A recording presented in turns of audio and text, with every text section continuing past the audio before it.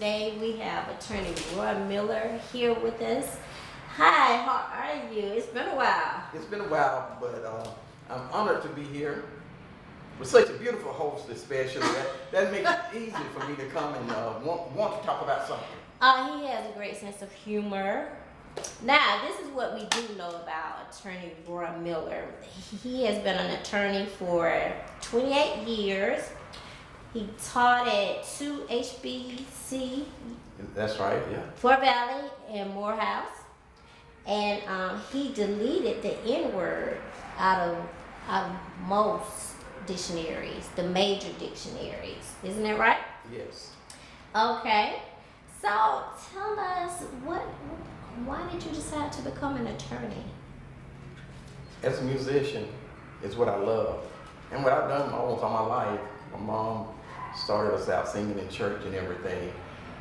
Older musicians would tell me these stories about how they made a lot of money for other people, but contracts, kept them from making anything, and they ended up in trouble. Tax problems and not getting the money that they thought they were going to get. And I actually started law school because I wanted to know about contracts. But it seems like law went well with me, and I was able to finish law school and become an attorney. That's awesome. That's awesome. All right, so we can still set up with this way. I want to.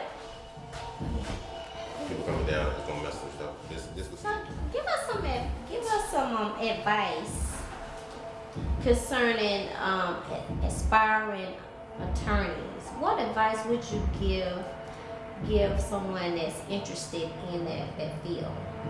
You need to enjoy reading, because being an attorney is a matter of, it's almost like if you're going to be a music critic, you want to see every movie.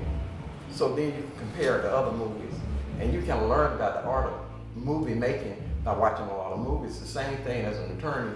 You got to know that you got to do a lot of reading a lot of cases, because when you read a case, it's like reading a short movie of how something began and how it ended. So I think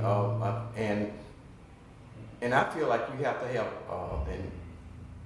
an interest of something that's passionate to you.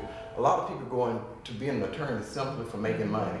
A lot of those people end up messing up the world because a lot of things that they do don't require heart.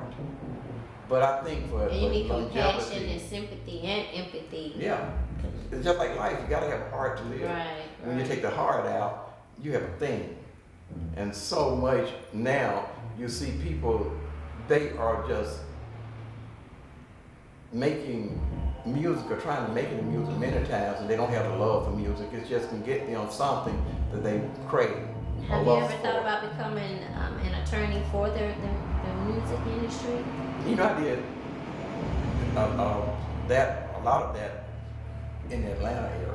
Okay. And and I would look at different contracts and prepare contracts with different people, and Did you see a lot of shady contracts? See, every contract that I saw, to be honest, and I'm talking about on the high end, I'm talking about people that make millions, hundreds of millions, and people that are representing artists. If I'm gonna be honest with you, I'm gonna tell you, because every contract that I saw was a shady contract. Every contract is designed. See, attorneys make contracts for their clients, not for the person that they're going, the artist they're trying to sign. They are going to show their client how they can have the advantage, and you can see one. That's why you should have your own attorney look over that particular contract from that company, because the company is looking out for the company, not the artist. Right, yeah, their attorney is going to be looking out for the company, and sometimes you can see one line in a contract that can be taken three ways.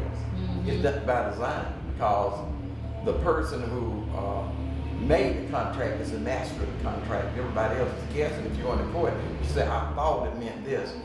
You don't have, you're not as credible as the person that made it. Saying, nope, sorry, you took it the wrong way. But but contract. But what happens? I thought they said that for that reason, if there's any ambiguity in the contract, they always go towards the person who does not understand the contract. And that's if you can get a jury or a judge to agree. You see what I'm saying? Yeah. But there are so many agreements now, not just in music, but in housing and so many different areas where you know you have something that, you know, when you see 100 people that fall for the same, you know, like step in the same trap, and you know, some people may say, well, they should have known, done that homework, but you know, you have figured out a way to design a way that people repeatedly fall into the same trap, and a lot of times people with design contracts, they're told to by the people that pay them to do it, and the better they do it, the more customers and as an attorney clients they get. I've never done that, and I tell my artists when I would look at their contract, to be honest with them, that you know, if you sign this contract, a great advantage is going to the company. To be honest, most of your money is probably going to come from performing. You know, but you'll get name recognition from the company, but they are going to make pretty much all the money. Right. You know, and so you got to then think, do I want to sign this contract saying that if I'm successful 5 years from now when it expires? And also add in the contract, well, I think they're doing it now, the masters. You know, I don't know if they're dealing with that now because a lot of the artists are independent since social media and streaming platforms have developed. So I don't know if they're still, I guess you still need sometimes you still need distribution deals and stuff like that. You know, and as far as ownership and stuff, be careful not to sign anything giving your rights away. Because even sometimes people may say, well, I'm just going to give them the right over my song to market it any way they can. You know, it's possible that a company can get your song and have, say, a short version and have an extended version and get another copyright that's not in your name or share ownership with them. So there are so many tricks to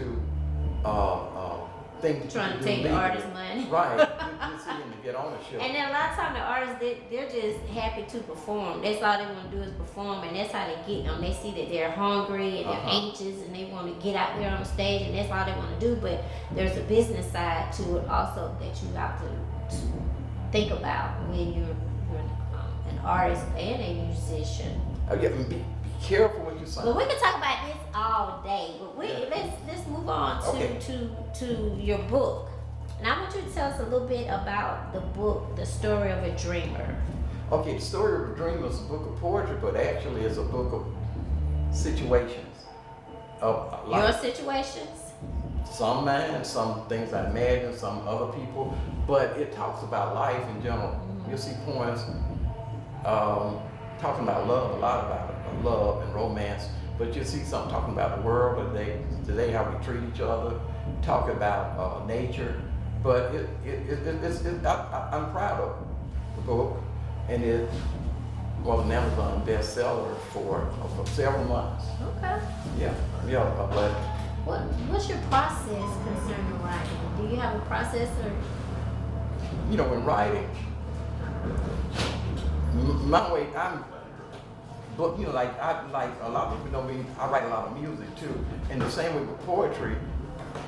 God allows me to just hear words and to write poetry, and you know, many times I do it so often.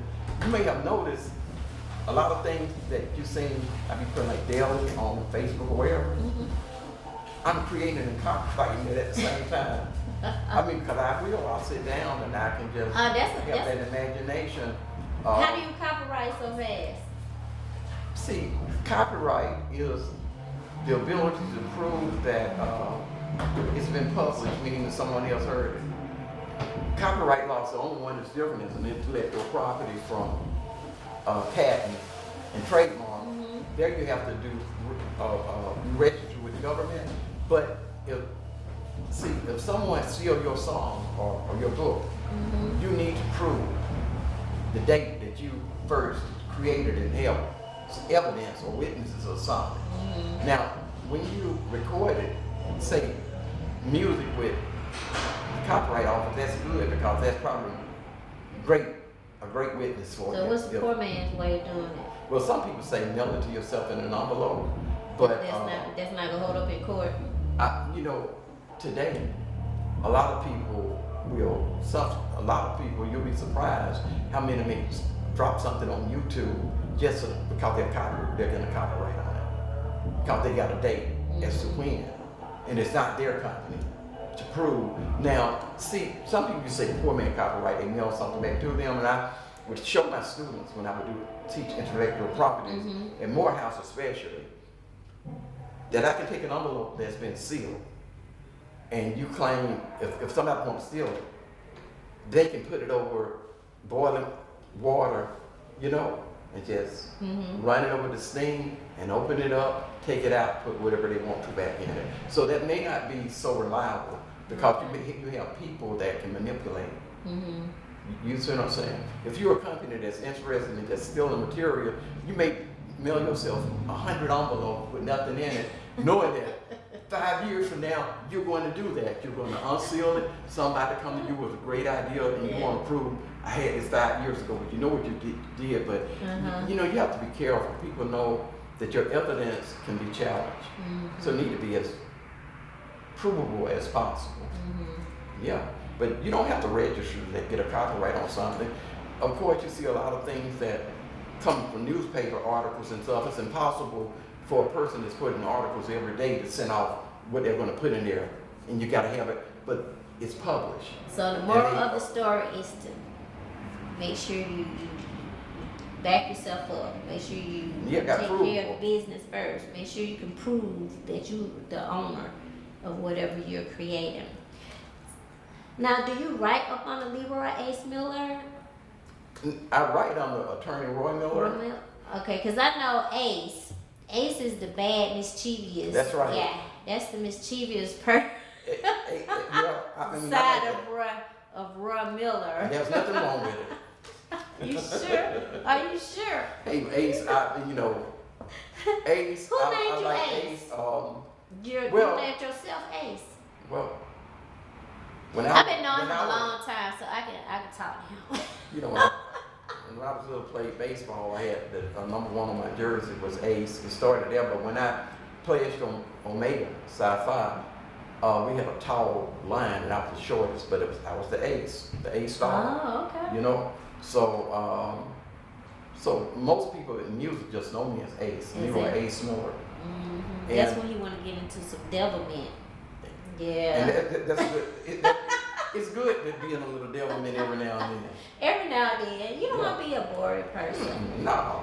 I don't. I tell people I'm not trying to be perfect. I want to have some fun in life. I do the right thing, but you can still do the right thing to have fun too. Yeah. That's true. Now, how did you come up with the name Renaissance 2030? And I want you to give us the background on that 2030. We had a discussion about it not too long ago, but I want you to tell the viewers, your version of the 2030. But how did you come up with it? We were starting a group, and we were going to record it. We did record an album recently, but it was 2016, and we have been pondering what a good name would be for it. So after we left that night, I had a dream, and the dream was just Renaissance 2030. And I saw things in there that were just crazy things, like people would think I'm crazy, talking with animals and, flying cars, just stuff. And I put a lot of that on Facebook, just documenting. The flying cars are already here, so that's not crazy. Now, talking to animals, human animals, dogs, or human animal, alien. It sounds crazy, but anyway, so I took it from that dream to mean that to name the group Renaissance 2030, and I did. And people can Google it or on YouTube and they'll see. That we recorded. How long was that dream? It It was just one And night I- dream, and I really? woke up, and I remembered so much of it, and But so what is 2030? What's you know what? When I woke up, and it was still dark in the morning when I woke up, but I remember so much, and it was so intriguing. I started to look up what Renaissance. Of course, Renaissance is a period where people did. One person maybe do great things. You had a person that may have been a philosopher, may have been an engineer. You know. Do you consider yourself a Renaissance man? Well, you know, I know the group people in the group were like that. I think that all of us that were in They're this kind group, of like men we that did are several things. that are intelligent men that is aware of the world and what's going on in it, and they are up on current events. Is And that a good can do- definition of a Renaissance man? Hey, can do several things Yeah. that most people will have a profession, and you saw people like Benjamin Franklin, who could do several inventions, can do politics, just a whole bunch of different things that other people felt like you should only have be Men that are capable of masters doing in one. whatever they decide Several. to take on. Yeah, several, multiple type. So you know,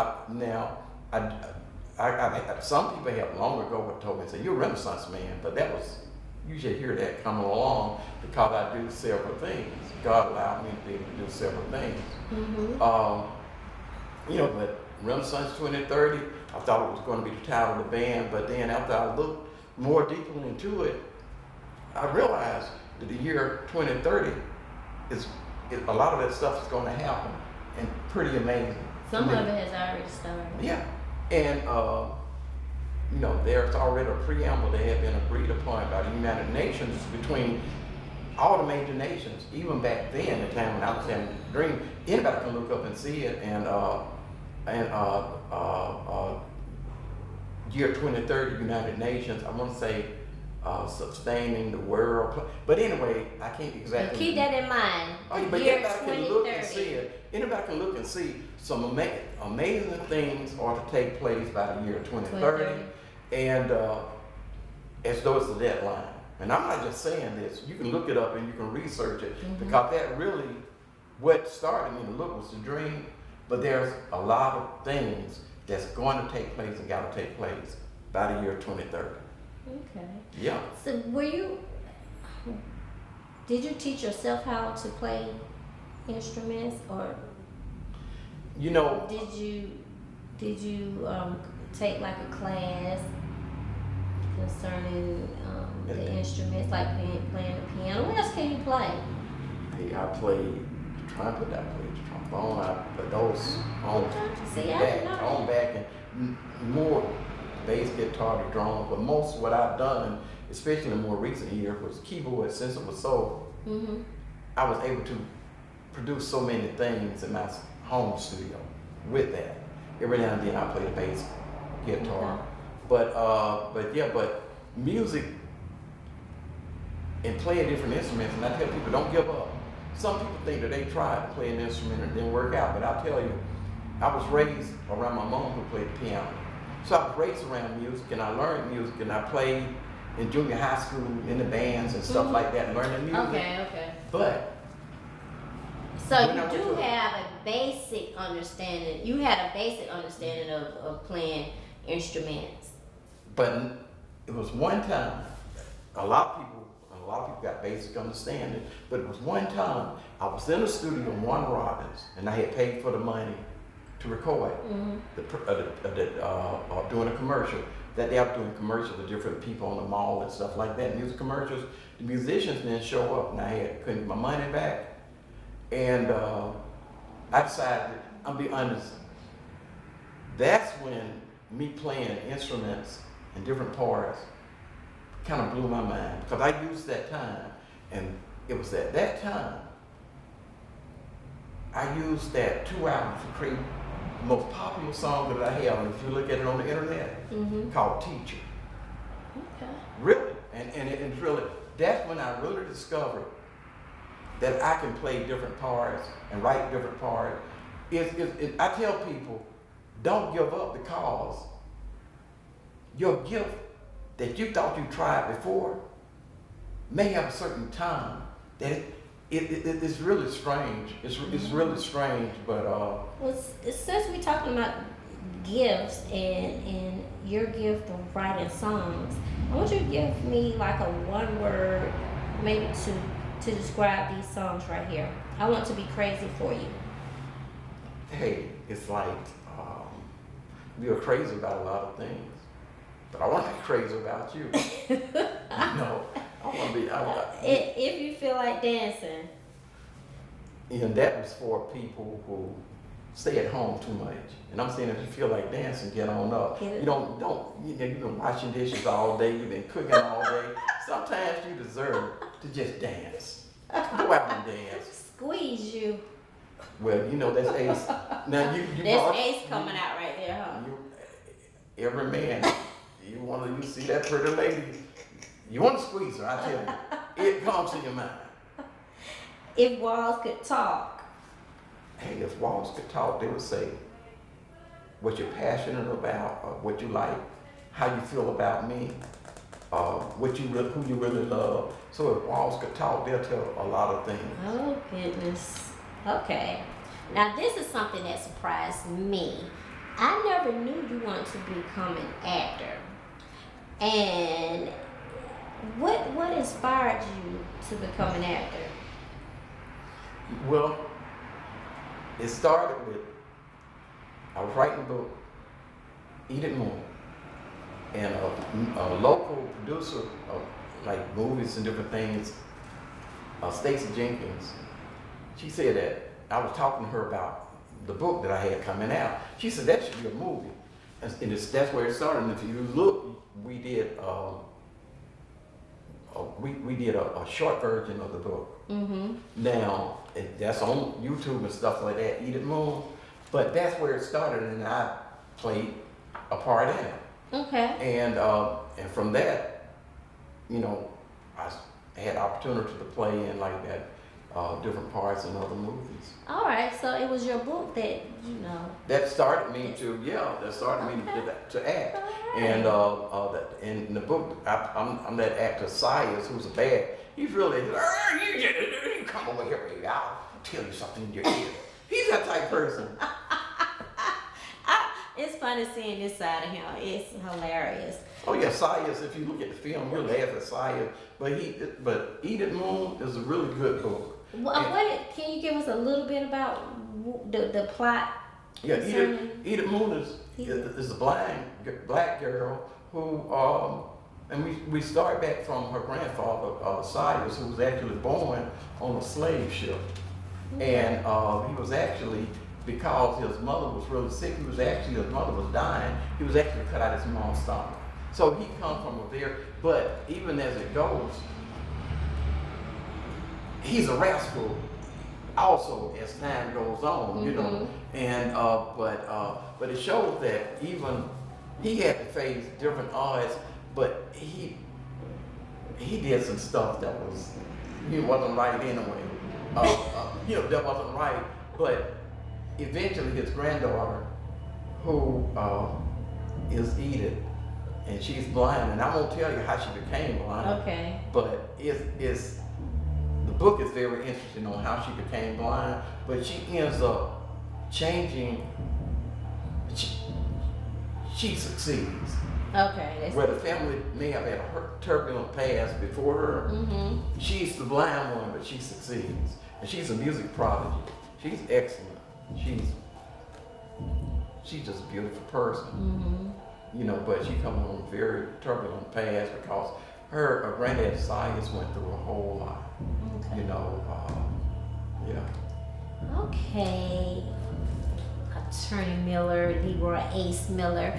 I want you to tell the YouTubers what's new concerning you and where they can reach you. All right? Okay, you can find me on Facebook under Attorney Roy Miller, Leroy Ace Miller. You can see me on YouTube. Just Google Leroy Ace Miller. If you want to hear a lot of music, I got a lot of music on YouTube. You do. And of course, Attorney Roy Miller, you'll see a lot of my speeches and such there.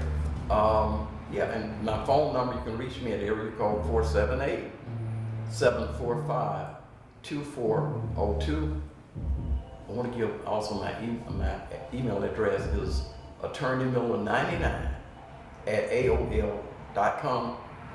I'm one of the last ones on I don't know. I think he's the only one using AOL. I'm giving out the address to so many people, you know. Yeah. I have putting together an author's book signing for April the 27th. This is a fundraiser, and it's going to be at the Ruth Hartley Mosley Women's Center. And we want to not only raise money for them, but I want to bring authors and companies that's looking for authors together, where the authors are doing book signings and getting to talk to the public. The public can meet. Are you writing any more books? Yeah, I am indeed. One book that I'm writing now, which is also the script for a movie, A Fight Broke Out in Heaven. But I have other books. One is my diary of intellectual considerations, and of course you mentioned the other, The Story of a Dream. Now notice, we've been friends a long time, but he didn't invite me to be in his little movie. That's a good friend, right? You should have said that. That's a good friend. People, you heard her. So now you pretty much volunteered to be in the next movie project. Thank you, because we have witnesses. That's all I needed. Oh my goodness. All right. We're wrapping this up, and I want to thank Attorney Miller for being here with me. And you just give Watz Nu a shout out. All right? Okay. All right, do it. Good. Give a shout out to anybody. Yeah, to the viewers. Just you know, I love you. All my viewers, people that support me, I try to support you too. Want to give a good shout out to always my family. Yeah, my that's sisters, my true. brothers. Stacy Jenkins, who has she's helped my career a lot. She helped me get in the movie Genius about Malcolm X. Oh, And okay. right. So you didn't bring that up. You didn't tell us about that. Yeah. All right. And if you look, you see it. You'll see the part where it is Dr. King is in Chicago, and he's going through the projects, and I'm a character in a car. That where they're talking, and I'm in the car like, oh, you better fix this car. And the man said, but it's hot out, bro. I don't care if you burn your hands. Get it done. You know, he's just bad. He's just a knucklehead guy. But anyway, I like playing parts like that. I like playing those type roles, you know, like, you know, like, yeah, you can get run over. That ain't gonna kill you. If it does, we'll try to get some insurance out of it. You know, I love playing those type roles. Okay, did you sing in any of the movies? I did the score. Okay, I want you to sing whatever that score was, and that's going to take us to the end, all right? And he still didn't give Watz Nu a shout out. Well, Watz Nu, Watz Nu. A local vocalist on one is Tamesia and Miss Tommy Girl, and the song has never changed. Her voice is, you can hear it on YouTube, much more beautiful, but I'm going to sing a little bit. Okay, go ahead. Time never waits for the love that got away. I have traveled so very far to find your love. Now there you are, and my love is here forevermore. I am yours, but I'm not be singing all of that. I'm gonna be getting. All right, people. I We got to go. I should have took the Sayas when I was doing. Oh baby. Yeah, just a couple minutes. Thank you for watching. I'll get you.